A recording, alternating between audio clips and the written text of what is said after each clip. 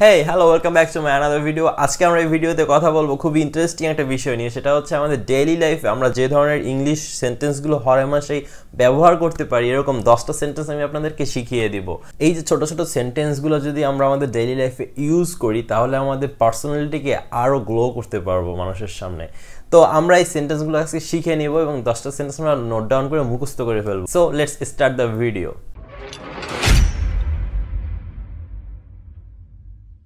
First of all, inherent মানে হচ্ছে স্বাভাবিক। ধরো তোমাকে আমি বললাম যে এই কাজটা আমার জন্য স্বাভাবিক না, এটা আমি কিভাবে বলতে পারবো? তুমি কমন ইংলিশে কিভাবে বলবা? This work is not common for me, or this work is not general for me. How can you describe this sentence? To describe this sentence professionally and more delightfully, you can speak like that: this work is not inherent for me.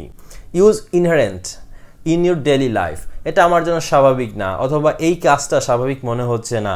This work not seems like inherent. তারপর আমরা হরহামেশাই বলে থাকি যে এই মৃত্যুটি স্বাভাবিক মৃত্যু না, এটা একেবারে একটা কমন সেন্টেন্স, রাইট? সেটাকে আমরা ইংলিশে বলতে পারি his death is not inherent. তার মৃত্যুটা স্বাভাবিক না, he was murdered by someone. তো আমরা এখানে স্বাভাবিক কথাটা ইনহারেন্ট দিয়ে প্রকাশ করতে পারি, কিন্তু তুমি যদি ইনহারেন্ট না জানো, দেন তুমি কি বলবা? his death is not general, or his death is not something like any common English or any closer English to describe this word স্বাভাবিক. So you start using inherent ওয়ার্ডটা ইউজ করে তুমি যেসব বাক্য আরও তৈরি করতে পারো, এরকম আরও 4-5টা বাক্য আমার কমেন্ট বক্সে এখনই জানিয়ে দাও, আমিও শিখে নিব এবং আমাদের অন্যান্য লিসেনার, অন্যান্য ভিউয়ার্সরাও শিখে নেবে। তারপরে নেক্সট ওয়ার্ডটা হচ্ছে ইনডেলিবল হচ্ছে অমোচনীয় ক্ষতি অথবা অপূরণীয় ক্ষতি অর্থে ব্যবহার করা হয়। আমরা কি বলি সাধারণত? আর মৃত্যু আমার জন্য বা আমাদের জন্য খুবই অপূরণীয় ক্ষতি। ধরো একজন মহৎ ব্যক্তিত্ব অথবা বিশেষ ব্যক্তি তোমার ফ্যামিলির মারা গেল, আমরা সেই ক্ষেত্রে কি বলি? যে একটা অপূরণীয় ক্ষতি হয়ে গেল। তো আমরা কি বলতে পারি? His death is an indelible loss for আস।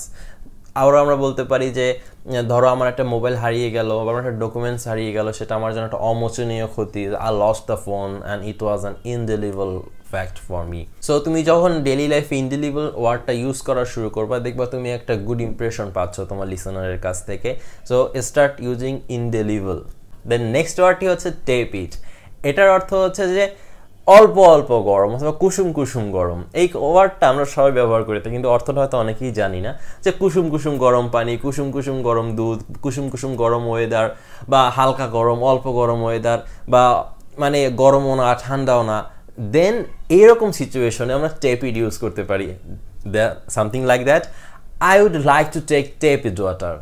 আমি কুসুম কুসুম গরম পানি খেতে পছন্দ করবো বা আমি খাবো।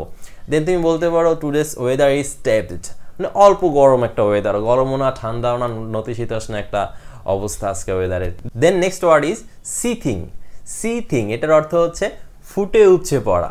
তো ফুটে উপচে পড়া জিনিসগুলো কি হয়? পানি ফোটে, দুধ জাল দেই, আমরা বলক দেই, তারপরে ধরো নদীর পানি ফুলে ফেপে উপচে ওঠে, তারপরে ধরো আমরা যখন মোটর দিয়ে ট্যাঙ্কিতে পানি ভরি বাসা, সেটা ফুলে মানে উপচে পড়ে।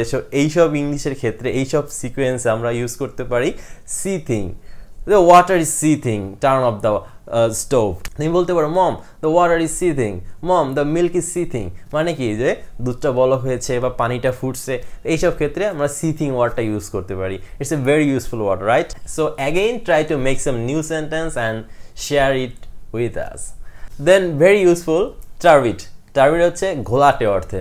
তো ঘোলাটে ওয়ার্ডটা কোথায় কোথায় ব্যবহার করা হয়? ধরো একটা কমন ওয়ার্ড, যে তুমি পুকুরে গোসল করতে নামছো এবং তোমার পাশে কয়েকটা বাচ্চা পানি লাড়াই ঠাড়ে ঘোলা বানাই ফেলাইছে। তো সেই ক্ষেত্রে তুমি কি বলতে পারো? যে পানি ঘোলা করুন, আমি গোসল করতেছি। তখন আমরা কি বলতে পারি? Do not turbid the pond's water because we are having bath. তো আমরা আরও বলতে পারি the river's water is turbid, নদীর পানি ঘোলা হয়। তো তুমি টার্বিট ইউজ করতে পারো ঘোলাটে অর্থে। যে কোনো বস্তু যদি ঘোলাটে আকারে ধারণ করে, সেক্ষেত্রে তুমি টার্বিট ওয়ার্ডটা ইউজ করতে পারো। নেক্সট ওয়ার্ড ইজ কার্ভেন, অর্থ কাপুরুষ। আমরা সবাই জানি কাওয়ার্ড অর্থ কাপুরুষ। কাওয়ার্ডের সিমিলার ওয়ার্ড কার্ভেন তুমি ইউজ করতে পারো।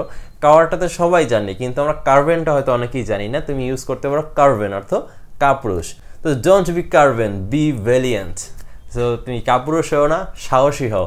আরেকটা ওয়ার্ড আমরা হরহামেশাই বলে থাকি, কাপুরুষের মতো বেঁচে থেকে লাভ কি? তো there is no benefit in living like কার্ভেন।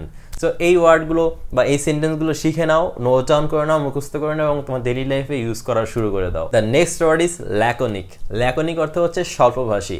এই ওয়ার্ডটা আমাদের সবারই জানা উচিত যে আমরা অনেকেই স্বল্পভাষী লোক পছন্দ করি, সবাই স্বল্পভাষী লোক পছন্দ করি। আমরা জানি যে যারা জ্ঞানী লোক তারা বেশি কথা বলে না। যে তুমি বলতে পারো আই লাইক ল্যাকনিক পিপলস, আর বলতে পারো sagacity people's are always laconic. মানে কি যে দৃঢ় জ্ঞানী অথবা অনেক জ্ঞানী ব্যক্তিরা সবসময় কম কথা বলে।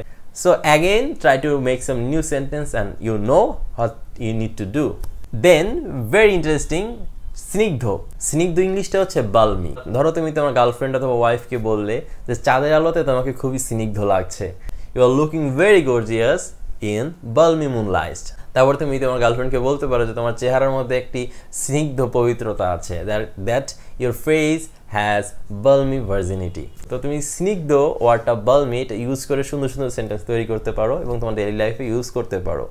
After that a very important word elocution, অর্থ হচ্ছে বচনভঙ্গি।